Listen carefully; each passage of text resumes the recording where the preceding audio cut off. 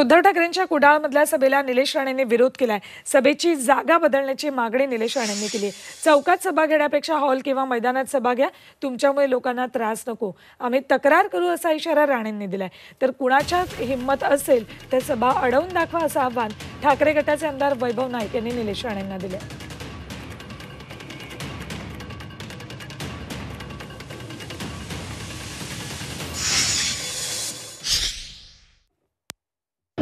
जर कुठला प्रमुख येत असेल तर त्यांनी कुठल्या तरी हॉलमध्ये घ्यावी सभा किंवा कुठल्या तरी मैदानात घ्यावी, जिथे लोकांची गर्दी आहे तिकडे घुसायला जाऊ नका।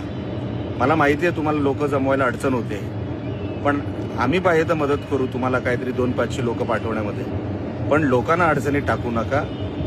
सभेचं ठिकाण बदला आणि योग्य जे ठिकाण आहे तिथे सभा घ्या। तुम्ही आलात का आणि गेलात का आम्हाला कधीच काही फरक पडला नाही, पण लोकांना अडचण होईल असं काय करू नका। आज भाजप सरकारने ज्या पद्धतीने लोकांवर अन्याय केला, ज्या पद्धतीने गुजरात सरकारने महाराष्ट्रावर अन्याय केला आणि यामध्ये भाजपच्या असू देत किंवा शिंदे गटाच्या असू देत कोणी बोलत नाहीत। अनेक उद्योग हे गुजरातला गेलेत आणि त्याविरोधात आम्ही बोलणार आहे आणि निश्चितपणे कोणाची उद्याची हिंमत असेल तर त्याने तिकडे यावी। शिवसैनिक सक्षम आहेत। हा जिल्हा किंवा ही गावं ही काय कोणाची मक्तेदारी नाही आहे।